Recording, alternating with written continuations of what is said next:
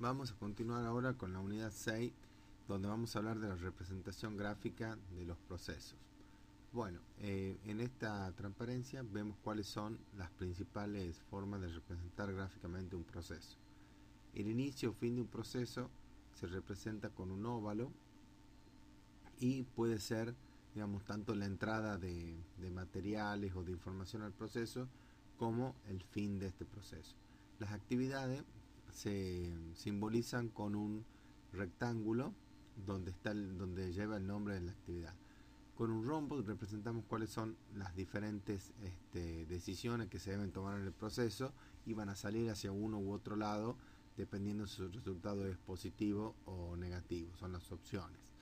Se representa el flujo de información o de productos con una flecha apuntada, por supuesto, desde el origen hacia el destino.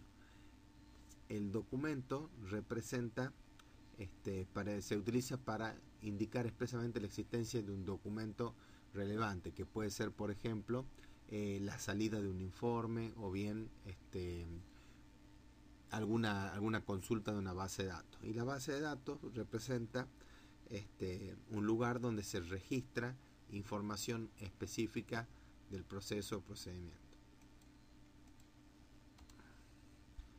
Para modelar el proceso se deben definir los alcances, como habíamos visto antes, sus límites y el grado de detalle en que se va a tratar el proceso, miembros o grupos, así también como el grado de análisis de las interacciones.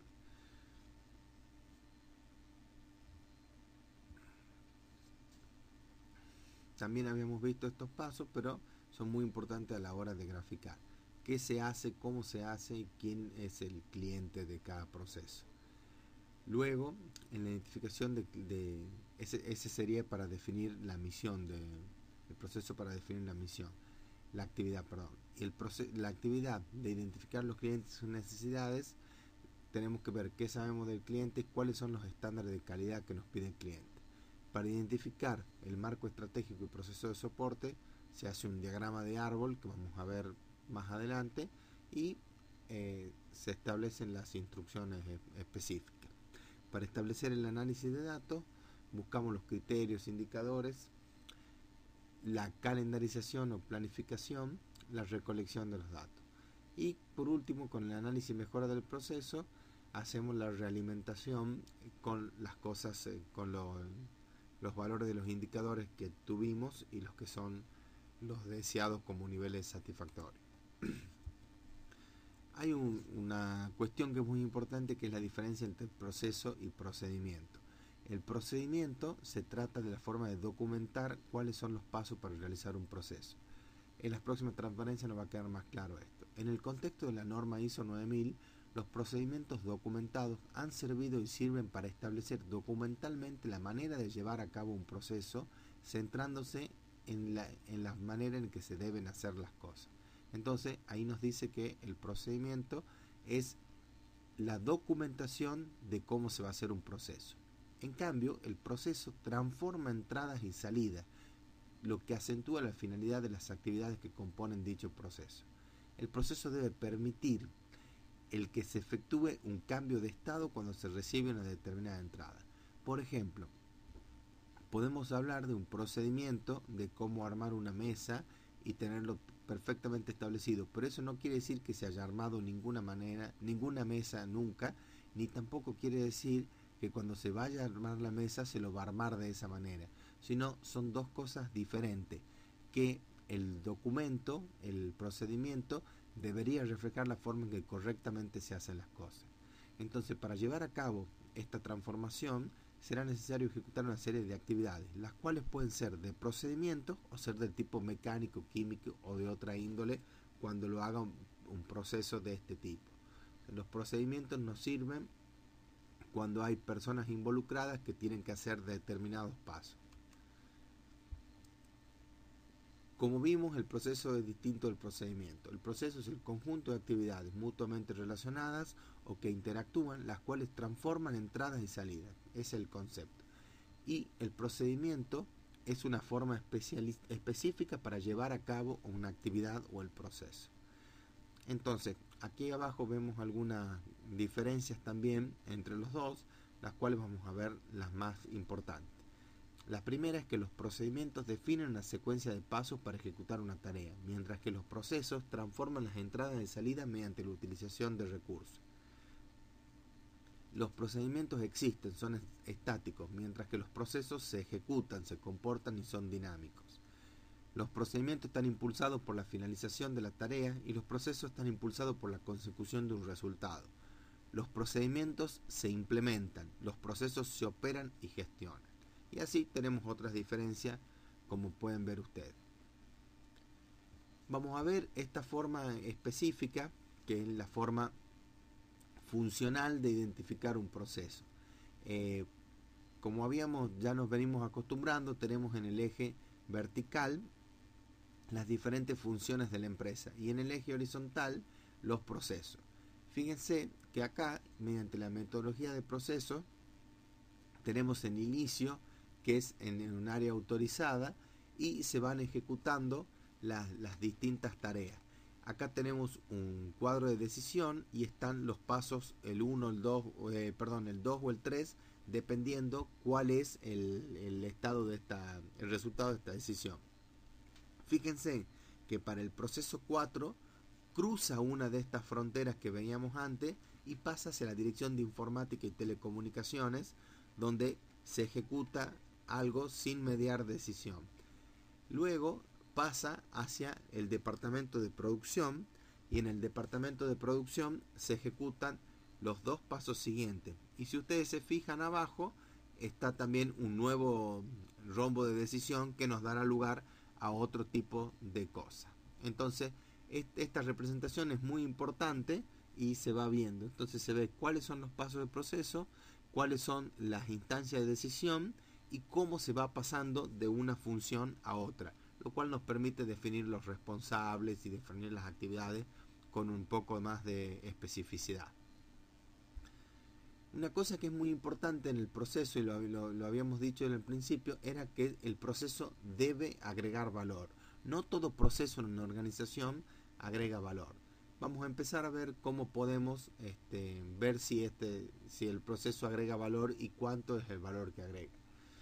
Lo primero que vamos a hacer es, vamos a ver el full time equivalent de un proceso, que es igual al total del tiempo asignado sobre el tiempo estándar. Entonces, de esta manera se puede ver cómo se ha comportado el proceso en cuanto al consumo del tiempo. El tiempo total necesario para que la entrada llegue a convertirse en una salida. Este es el tiempo estándar. Incluye el tiempo dedicado a la transformación, las esperas, tiempo de preparación y retraso. Fíjense que el tiempo estándar debe incluir la forma razonable de hacer un proceso. Esto no quiere decir que va a ser perfecto en el uso del tiempo, porque siempre hay partes del proceso donde hay demoras, donde hay retraso, como por ejemplo un expediente que llega hacia algún lugar y se trata solamente un día a la semana. Por ejemplo, los días miércoles se tratan ese tipo de expediente. Entonces ahí sí o sí va a haber un proceso, una actividad del proceso que va a ser una demora. Sin embargo, cuando ya se ha hecho todo esto, este sería el tiempo estándar. Cuando se han hecho todas estas cosas, hay que medir si las actividades se están llevando a cabo de manera que reflejen todas estas instancias, o bien si se están demorando más. Si se están demorando menos, puede ser que haya habido una mejora propia del proceso, de la cual es conveniente estandarizarla. El valor es la conversión de recursos de un producto o servicio consistente con los requerimientos de los clientes. Entonces, esa es la definición de valor. Entonces, la prueba de valor para un proceso va a decir, ¿apunta cada actividad del proceso a agregar valor de interés para el cliente? Fíjense que acá tenemos dos cuestiones fundamentales. La primera es si cada etapa agrega valor y la segunda es si ese valor está orientado hacia la satisfacción del cliente. Cualquiera de estas dos cosas que no se cumpla, en el proceso no está habiendo agregado de valor. Acá, bueno, un poco en una cuestión que puede parecer cómica, pero realmente las cosas son así. Entonces, se debe medir, para medir el valor se debe ver desde la perspectiva del cliente, no desde la perspectiva de la empresa.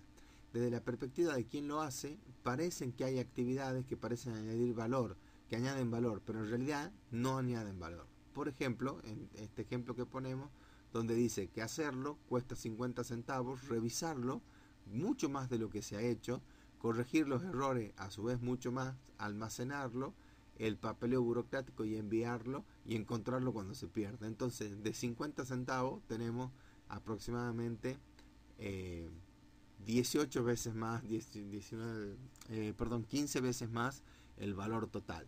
Bueno, estas cosas, que por ahí, como dije al principio, esto puede parecer exagerado, muchas veces estas cosas ocurren, o por lo menos en proporciones menos significativas, pero constantemente están ocurriendo y hay oportunidades de hacer un buen agregado de valor en el proceso.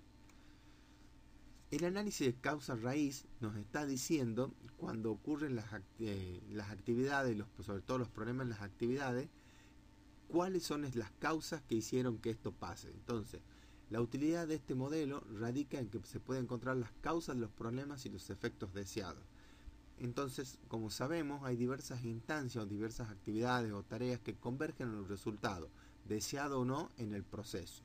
Entonces, como la orientación a proceso, ¿se acuerdan que decía que la idea era mejorar el proceso y no buscar los culpables? Bueno, con este análisis causa-raíz se puede ir teniendo todas las cosas que son necesarias para que converjan en una actividad exitosa.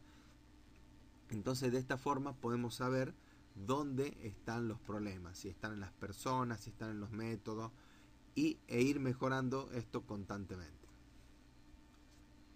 Bueno, se entiende que para llegar a la causa raíz se tienen que analizar hasta 5 etapas de causa-consecuencia.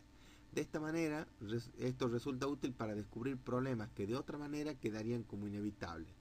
El análisis de las 5 W, de los 5 por qué, brinda la posibilidad de una mejora continua en el proceso al eliminar los efectos causantes de diferentes problemas y demoras. Entonces, cuando decimos la primera actividad, ¿por qué? Vamos a una causa, o con otro por qué a otra y a otra, y se supone que cuando hemos llegado a los 5 por qué, tenemos la causa raíz. Como por ejemplo, si el problema es que hay una demora, hay que ver por qué hay una demora, porque el expediente se trata solamente un día a la semana. ¿Y por qué se trata un día a la semana? Porque solamente lo puede autorizar la persona que ese día revise los expedientes. ¿Y por qué solamente lo puede autorizar la persona?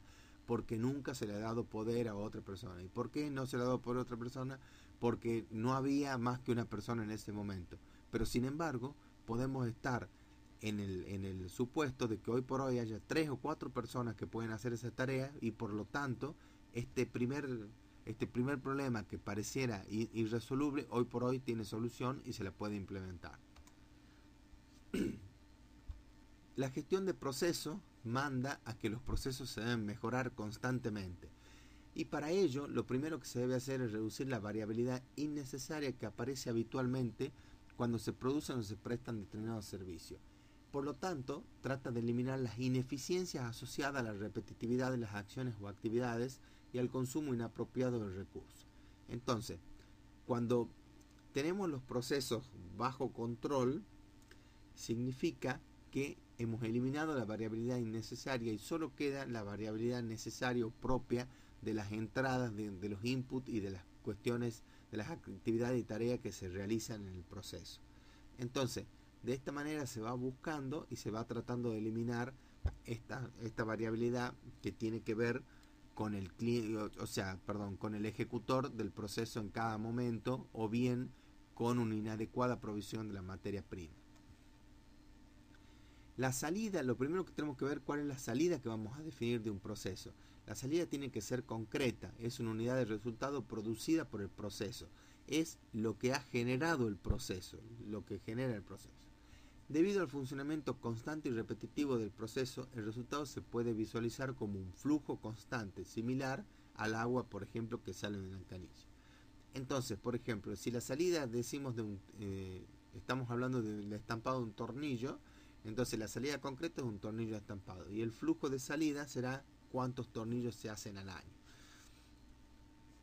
Ahora vamos a ver para qué nos sirven estos flujos de salida, digamos. La repetitividad del proceso es la clave de su mejora. Los procesos se crean para producir un resultado y repetir este resultado. Si no, estaríamos hablando de un proyecto. Esta característica de repetitividad permite trabajar sobre el proceso para mejorarlo. Cuando más repeticiones se hayan hecho, va a haber una mayor experiencia. Entonces se van a hacer las cosas un poco mejor, se supone que esto debería funcionar así.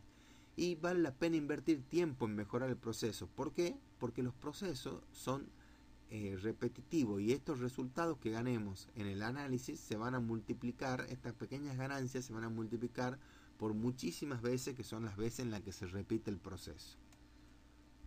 Para esto hay una metodología específica que es la PDCA, que viene de planear, ejecutar, chequear y actuar.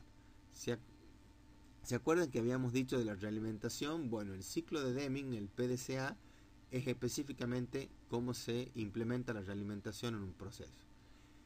Planificar, nos ponemos los objetivos de mejora para el mismo y la manera en que se van a alcanzar estos objetivos.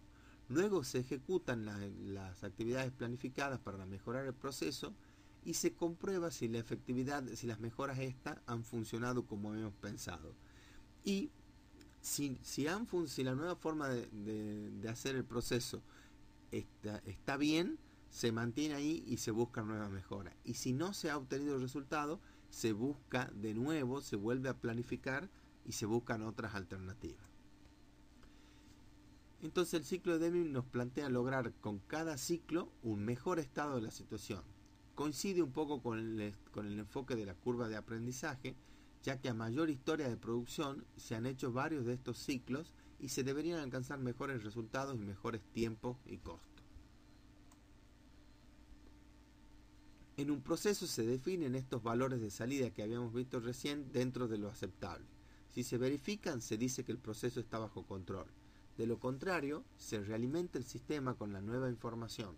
Por ejemplo, un diámetro de tornillo con un desvío mayor podría ser solucionado, por ejemplo, con un ajuste.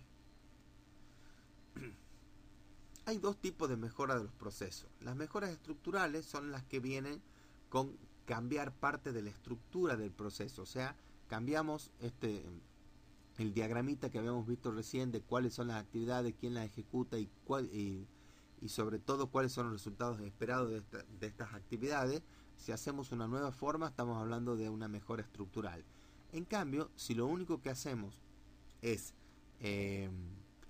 cambiar alguna parte pequeña de esto, como mejorar, por ejemplo, la materia prima, estamos ante mejoras funcionales, que son las que, manteniendo la estructura del proceso, mejoran los indicadores de funcionamiento a través de optimizar algunas de las fases operativas y de disminuir los tiempos de desperdiciados, etc. Para los procesos tenemos los que son causas asignables, por ejemplo, para controlar el proceso. En ese sentido, la variabilidad va a estar originada por factores que son identificables. Esta variabilidad no presenta un comportamiento estadístico y por lo tanto no son previsibles sus salidas. La organización debe identificar estas causas y eliminarlas como paso previo a poner el proceso de control. Por ejemplo, esto se puede dar en las personas que tienen algún tipo de eventos que las pongan mal. Entonces, si hacen servicio directamente a clientes, sería bueno buscar otras personas que las reemplacen y a esta persona ponerla, por ejemplo, hacer algún tipo de papeleo en ese caso. Lo mismo ocurre cuando hay causas de enfermedad o de reemplazo o este tipo de cosas. Entonces, estas causas van a ser asignables, por ejemplo, en un reemplazo a la persona que está actualmente en el cargo y que no tiene la experiencia necesaria. Las causas aleatorias son originadas por factores aleatorios, por ejemplo, desgaste de piezas, personas, equipos de medida, etc. En tal caso, esta variabilidad tiene un comportamiento estadístico, o sea, se ve parecido a la normal como vemos ahora, y es predecible. ¿Por qué? Porque se ejecuta, la gran mayoría de las iteraciones se ejecuta dentro de un marco estadístico y se puede hacer un control estadístico del mismo. ¿Cuáles son los indicadores del proceso? Bueno, como sabemos, se puede medir eficacia de un proceso. Esto quiere decir si se han cumplido con las expectativas de los destinatarios. Por ejemplo, esto sería el porcentaje de tornillos fuera de tolerancia o el número de jornadas sin calefacción en el invierno. Y por otro lado, se puede medir lo que es la eficiencia del proceso, en la cual se mide para una cantidad de salidas el consumo de los recursos en el proceso. En el caso del tornillo puede ser las toneladas de acero sobre toneladas de tornillos estampados, o el número de interruptores de determinado tipo que se compran cada 10 interruptores efectivamente incorporados en las máquinas. Para reflexionar, podemos ver qué mediría en su proceso para saber si está bajo control, en los procesos que habíamos definido anteriormente.